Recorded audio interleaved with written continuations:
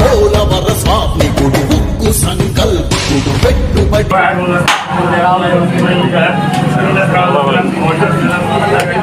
వెల్లువకు తొలిపోతూ ఇతడు చిగురన్న మొలవని నేల చింతను తీర్చ పంటను కియాతోటి కూర్చాడు.